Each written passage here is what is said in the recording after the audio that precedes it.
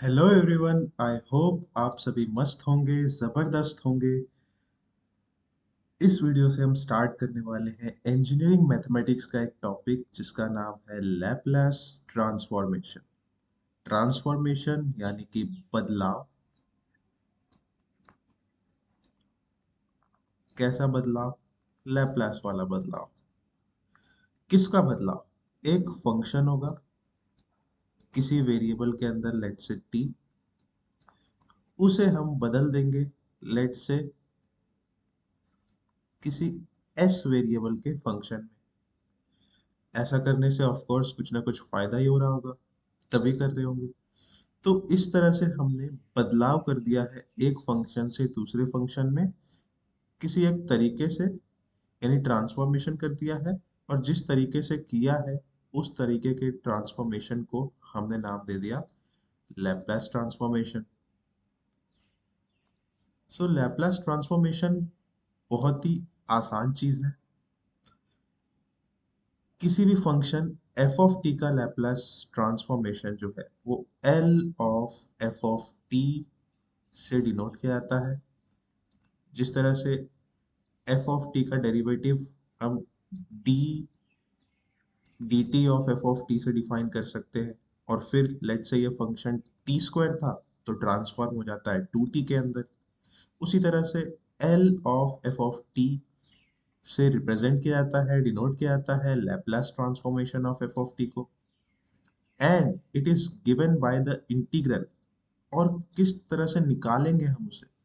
Just आपको ये integral evaluate करना है, और एफ ऑफ टी के लिए उस फंक्शन का लैपलास ट्रांसफॉर्म निकल कर आ जाएगा। अब यहाँ पर आप देखो कि हमने जीरो से इंफिनिटी ई की power minus S T into F of t को इंटीग्रेट किया है विद रिस्पेक्ट टू टी। यानी कि पहले एफ ऑफ टी फंक्शन था, अब हमने उसके साथ ई की पावर माइनस एस टी को मल्टीप्लाई कर दिया तो एक नया टी का फंक्शन बनेगा। इस फंक्शन को जीरो से इंफिनिटी तक इंटीग्रेट करिए, और जो भी जवाब आएगा वो एस के टर्म्स में आएगा। जैसे आप क्या करते हो, लेट से एक फंक्शन है k इंटू टी। इसको मैं दो फाइनाइट वैल्यूज के अंदर लेट से इंटीग्रेट करता हूँ। लेट से हमने 1 से लेकर 2 के बीच में इंटीग्रेट किया, तो हमें क्या मिलता है? इनिशियली ये फंक्शन है टी वेरिएबल का, और लेट से के कुछ आर्बिट्री कांस्टेंट है जो मैं बाद में बदल सकता हूँ, है ना। बट इस इंटीग्रेशन के लिए हमारे पास वेरिएबल टी है ना। तो क्या वैल्यू आएगी?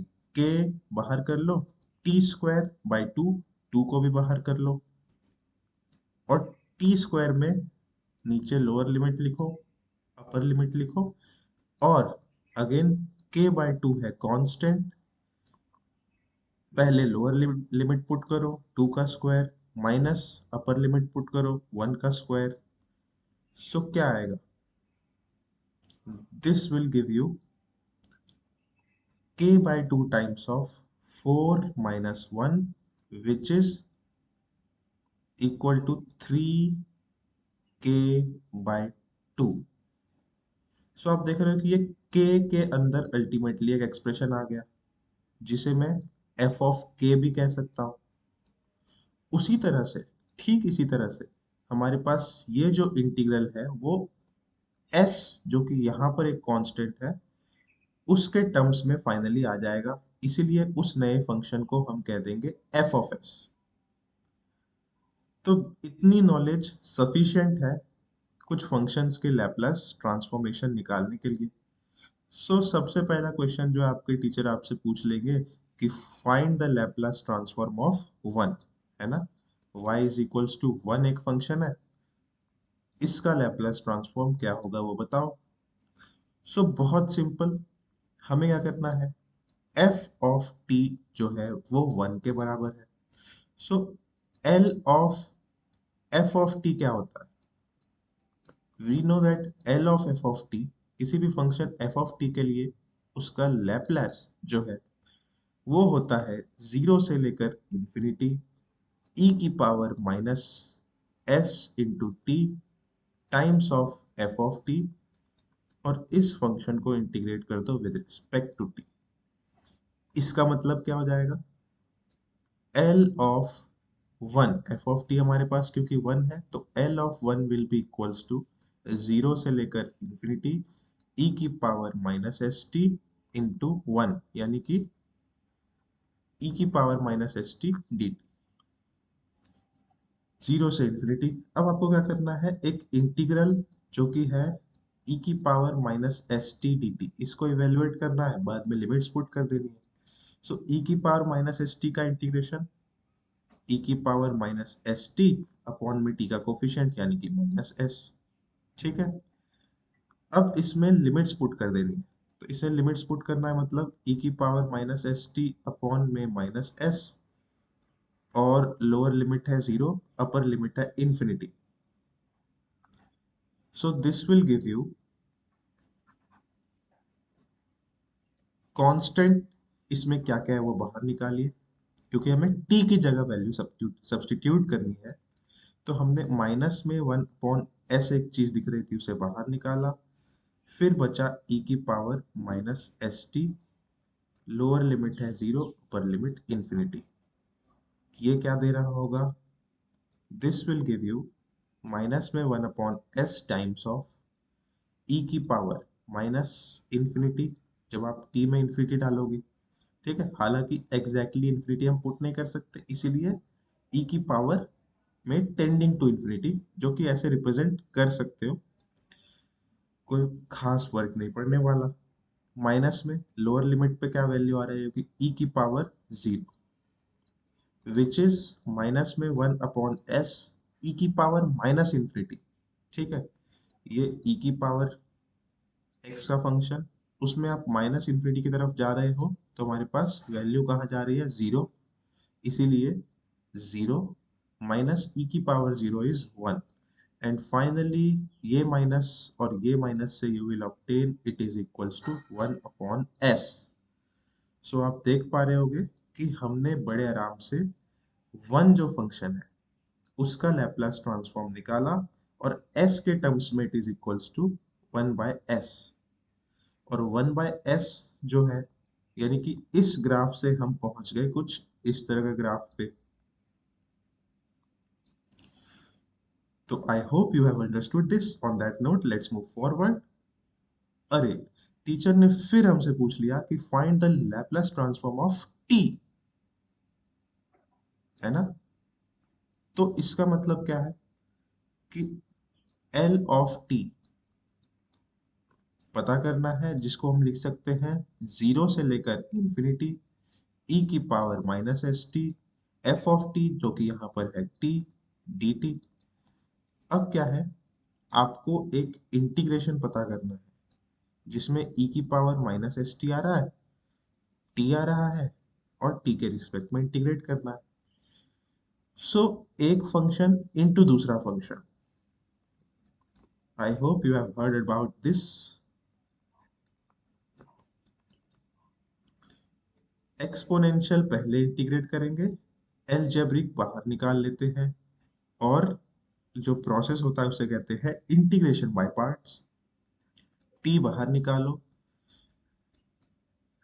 ई की पावर माइनस एस टी को इंटीग्रेट कर दो, माइनस टी का डिफरेंशिएशन कर दो, ई की पावर माइनस एस टी का इंटीग्रेशन कर दो, और जो भी चीज आई है उसे फिर से इंटीग्रेट कर दो। So this is equals to t into e की power minus S t upon में minus s, minus integration of e की power minus S t upon में minus s. This is equals to t into e की power minus S t upon में minus s, minus e की power minus S t upon में minus s, और एक और minus s यानी s का स्क्वायर। तो ये चीज आ गई है एज एन इंटीग्रल। इसका मतलब जब हम इसमें लिमिट्स पुट कर रहे होंगे, जब हम जीरो से इन्फिनिटी की लिमिट्स पुट कर रहे होंगे, तो हमें क्या मिल रहा होगा, लेट्स सी। इसमें हमें पहले पुट करना है इन्फिनिटी, यानी कि t की जगह इन्फिनिटी इंटू ई की पावर माइनस में infinity divided by minus S. अब e की power minus infinity exponential function जो है, अगर e की पावर माइनस एक्स का ग्राफ ये है या फिर e की पावर x का ग्राफ ये है, तो जब भी e की पावर माइनस इन्फिनिटी की तरफ जा रही होगी तो उसके साथ आप कोई सा भी अलजेब्रिक फंक्शन मल्टीप्लाई कर लो, वो कितना भी बड़ा हो जाए वो जीरो की तरफ ही जाएगा, आपको याद रखना होगा। ठीक है, तो अभी हमारे पास अपर लिमिट पुट करने से ये आया, माइनस यहाँ पर अपर लिमिट पुट करेंगे तो अगेन ई की पावर माइनस इंफिनिटी अपॉन में एस का स्क्वायर। इसके बाद लोअर लिमिट पुट करेंगे, सो माइनस का साइन लगा दिया, और लोअर लिमिट है जीरो, यानी कि जीरो इंटू ई की power zero divided by minus s, और फिर ई की power zero divided by S का स्क्वायर। यहां से हमें क्या ऑब्टेन होता है, let's see.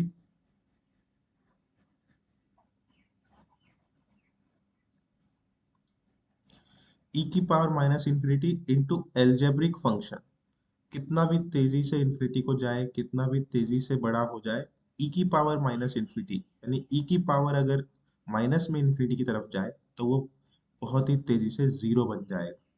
You have to remember this कि अगर कोई भी एल्जेब्रिक फंक्शन है और ई की पावर माइनस में आ गया कुछ, और ये वाला कुछ जो है वो इंफिनिटी को जाने लग जाए, यानी कि ये वाली ई की पावर जो है वो माइनस में इंफिनिटी को होने लग जाए, तो ये एंटायर एक्सप्रेशन जो है वो टेंडिंग टू जीरो हो जाएगा, यानी लिमिटिंग वैल्यू जीरो आ जाएगी। और वैल्यू आएगी मतलब एग्जैक्ट वैल्यू आएगी। सो इन टोटल हमारे पास क्या आ रहा है, ये चीज हो जाएगी जीरो, ये चीज हो जाएगी फिर से जीरो, माइनस में ये चीज हो जाएगी,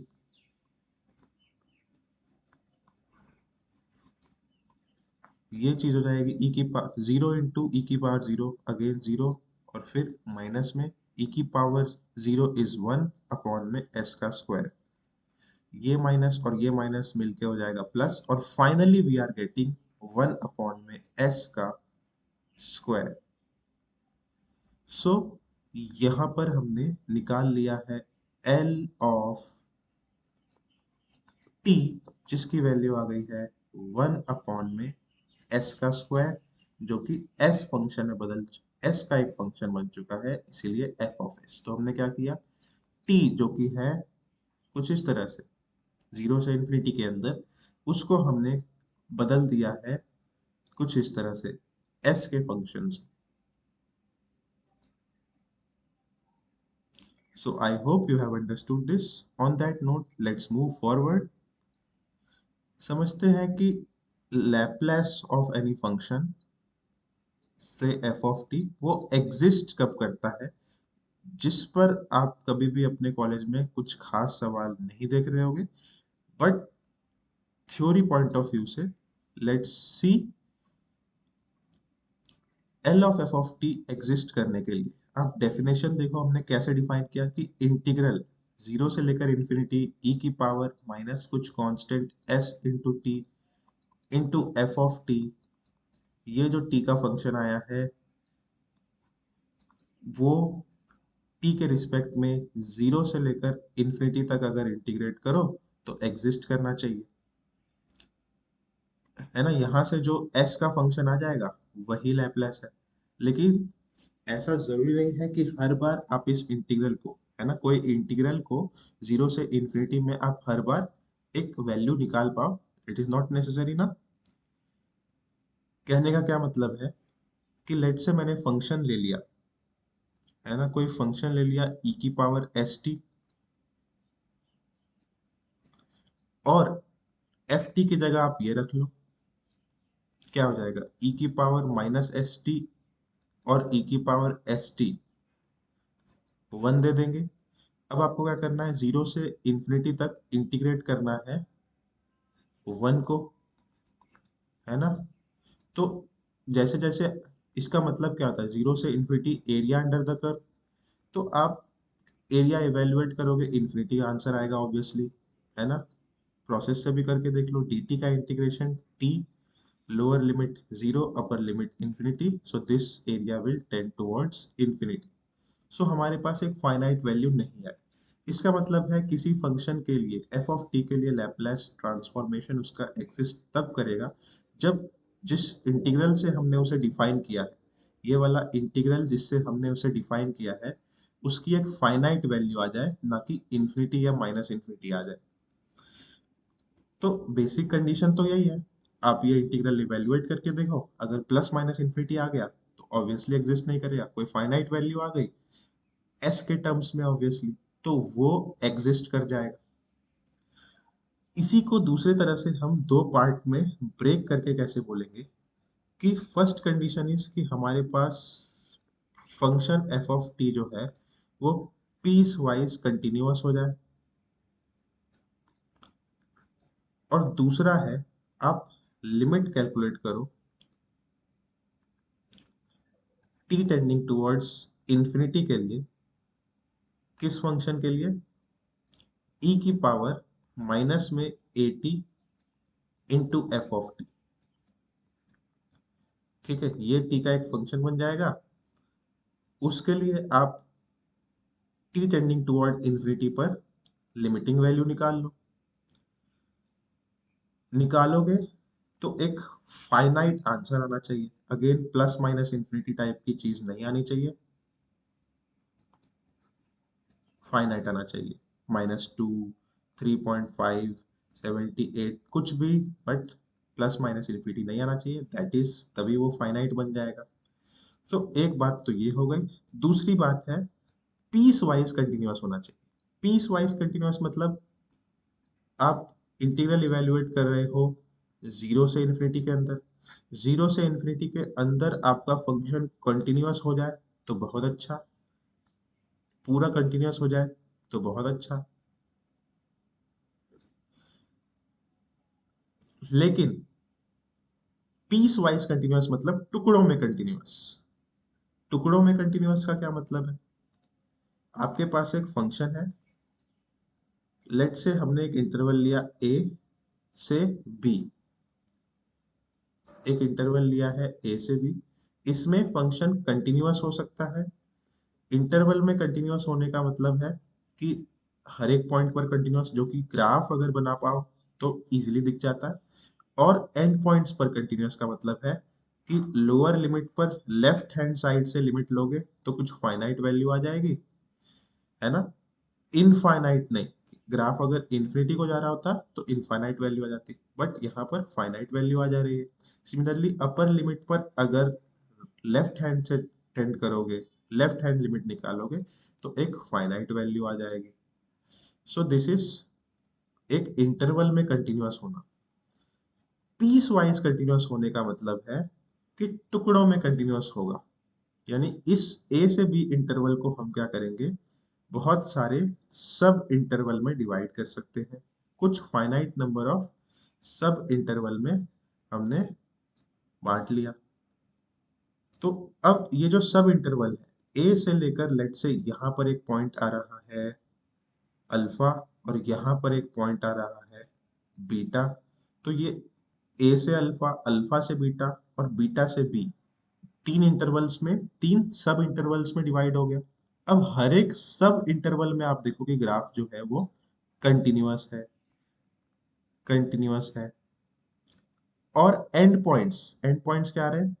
अल्फा, ये ये वाला ए, फिर अल्फा इधर, फिर बीटा इधर, फिर बीटा इधर और बी। यानी कि हर एक subinterval one, two, three, हर एक सब इंटरवल में एंड पॉइंट्स होंगे। तो एंड पॉइंट्स पर लिमिट जो है वो फाइनाइट आनी चाहिए, जो कि इधर आ रही है। फिर इधर भी कुछ आ जाएगा, फिर इधर भी कुछ आ जाएगा, फिर इधर से कुछ आ जाएगा, फिर इधर से भी कुछ फाइनाइट लिमिट आ रही है जब बीटा को इस इंटरवल में लेफ्ट हैंड साइड से जा रहे हैं, और इधर से भी कुछ ना कुछ फाइनाइट वैल्यू आ रही है जब बी को इस सब इंटरवल में लेफ्ट हैंड साइड से टेंड करना है। सो this is the meaning of peace wise continuous. तो फंक्शन एफ ऑफ टी अगर पीस वाइज कंटिन्यूअस हो जाए और लिमिट जो हमने डिफाइन की थी ई की power minus A T into F of t वो टी टेंडिंग टू इन्फिनिटी के लिए एग्जिस्ट कर जाए, फाइनाइट आ जाए, प्लस माइनस इन्फिनिटी ना हो, तो हमारा L of f of t exist हो जाएगा। ये कंडीशन कहाँ से तोड़ी है हमने? इस इंटीग्रल के एग्जिस्ट करने से तोड़ी है। अगर इंटीग्रल एग्जिस्ट कर जाए तो ठीक है, लैपलेस वही हो गया। और उससे नहीं समझ में आ रहा तो इस तरह से ब्रेक करके देखो, पीस वाइज कंटिन्यूअस है, ग्राफ से समझ सकते हैं। ये लिमिट लिमिट से कॉन्सेप्ट से एवेल्युएट करके समझ सकते हैं। सो आई होप यहाँ तक हम लैपलेस ट्रांसफॉर्मेशंस क्या होते हैं वो समझ चुके हैं। On that note, thank you everyone. मिलते हैं एक अगली वीडियो में जिसमें हम आगे कुछ चीजें कवर कर रहे होंगे। Okay, bye bye.